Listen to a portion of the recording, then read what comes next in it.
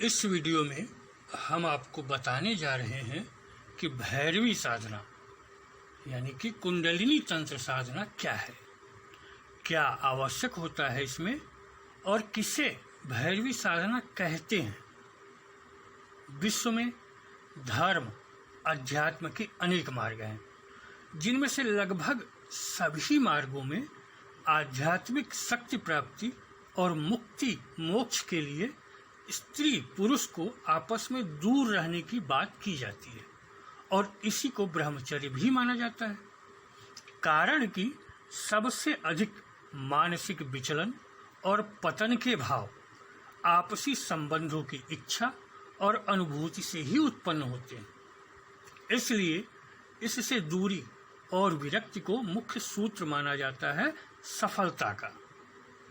तंत्र की कुंडलिनी तंत्र साधना अथवा भैरवी विद्या एकमात्र ऐसी विद्या है जो इसी सूत्र से अर्थात सृष्टि करने की शक्ति यानी कि जनन की शक्ति से ही ईश्वर अर्थात सृष्टिकर्ता तक पहुंचने या मुक्ति और मोक्ष पाने का मार्ग बताती है।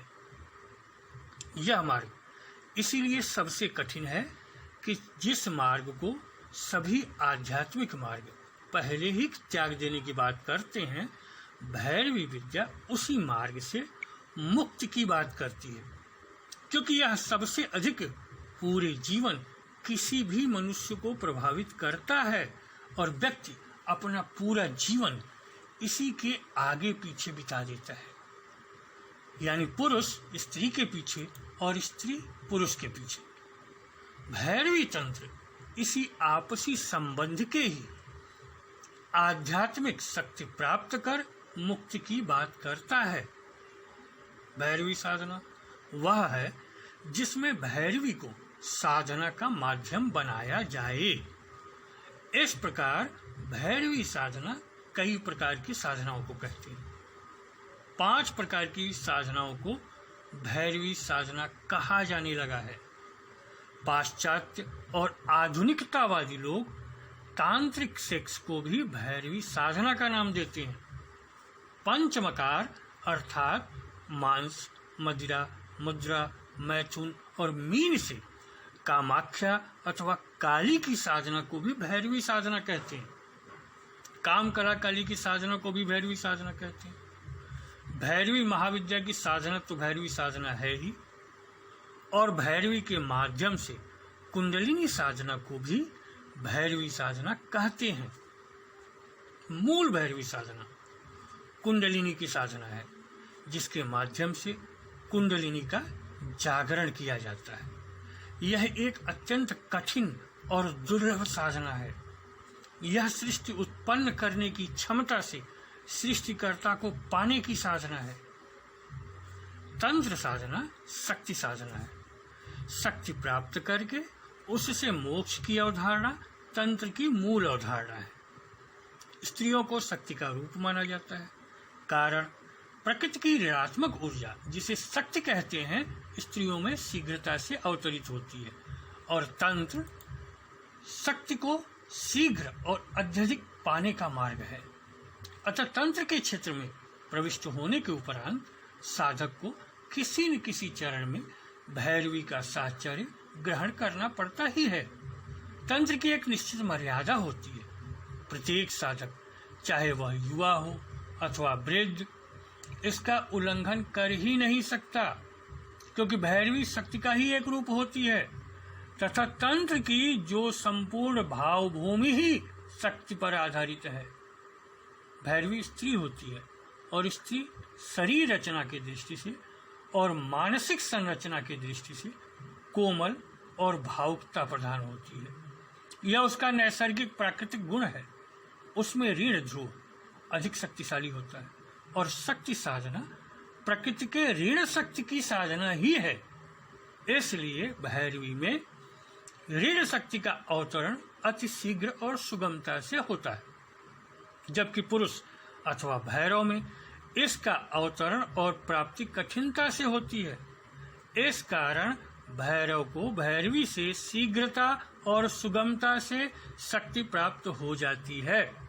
भैरवी साधना या भैरवी पूजा का रहस्य यही है कि साधक को इस बात का साक्षात्कार करना होता है कि स्त्री केवल वासना पूर्ति का एक माध्यम ही नहीं वरन शक्ति का उद्गम भी होती है, और यह क्रिया केवल सद्गुरुदेव ही अपने निर्देशन में संपन्न करा सकते हैं, क्योंकि उन्हें ही अपने किसी शिष्य की भावनाओं व संवेदनाओं का ज्ञान होता है। इसी कारणवश तंत्र के क्षेत्र में तो पग पग पर गुरु साहचर्य की आवश्यकता पड़ती है, अन्य मार्गों की अपेक्षा कहीं अधिक पड़ती है। किंतु यह भी सत्य है कि समाज जब तक भैरवी साधना या श्यामा साधना जैसी उच्चतम साधनाओं की वास्तविकता नहीं समझेगा, तब तक वह तंत्र को भी नहीं समझ सकेगा तथा केवल कुछ धर्म ग्रंथों पर प्रवचन सुनकर अपने आप को बहलाता ही रहेगा। प्रारंभिक काल से ही शक्ति साधना तंत्र का अंग रहा है, इसके अपने सूत्र रहे हैं। बाद में इसमें दो धाराएं चलने लगी, वाम मार्गी और दक्षिण मार्गी। दक्षिण मार्गी साधना वैदिक मार्ग से प्रेरित रही और समाज का वह वर्ग इससे जुड़ा रहा जो सात्विक विचारधारा का था। दूसरा मार्ग वाम मार्ग शक्ति साधना को तामसिकता से करने की ओर बढ़ा और उसके एकाग्रता आदि बढ़ाने के लिए शराब आदि का सेवन शुरू किया। इस प्रकार शक्ति उपासकों का जो दूसरा वाम मार्गी मत था उसमें शराब को जगह दी गई। उसके बाद बलि प्रथा आई और मांस का सेवन होने लगा। चूंकि यह साधना शुरू में पहाड़ों आदि से विकसित हुई, तो वहां इनका सेवन शारीरिक ऊर्जा को बनाए रखने के लिए था। इसी प्रकार इसके भी दो हिस्से हो गए।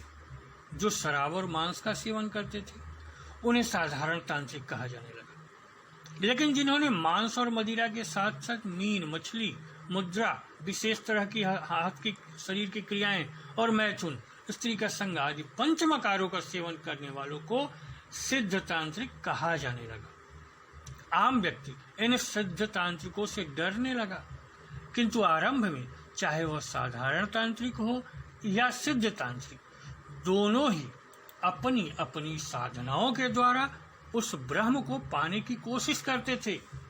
जहां आरंभ में पंचमकारों के द्वारा ज्यादा से ज्यादा ऊर्जा बनाई जाती थी और उस ऊर्जा को कुंडलिनी जागरण में प्रयोग किया जाता था, ताकि कुंडलिनी जागरण करके सहस्त्र दल का भेदन किया जा सके और 10वें द्वार को खोलकर सृष्टि के रहस्यों को समझा जा सके, कोई माने या न माने।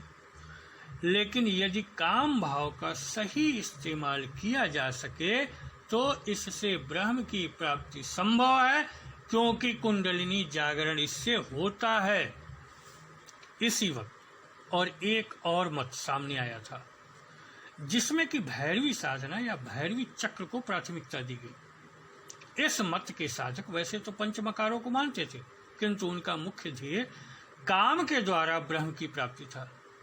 इसमें कुंडलिनी जागरण हेतु काम भाव का सहारा लिया गया, जिसकी तीव्रता से मूलाधार की शक्ति बढ़ाकर उसे जागृत किए जाने का सूत्र अपनाया गया। यह सूत्र प्राकृतिक होने पर भी अति कठिन था और अधिकतर साधकों के भटकने, नष्ट होने, पथभ्रष्ट होने का खतरा था।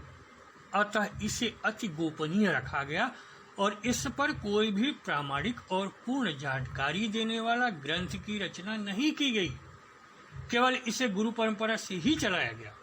यही कारण है कि इस विद्या के सांकेतिक विवरण ही मिलते हैं। पूर्ण ज्ञान केवल गुरु द्वारा ही प्राप्त हो सकता है। इस साधना में भी बाद में कई भेद उत्पन्न हो गए, जो अलग अलग तरह से किए जाने लगे।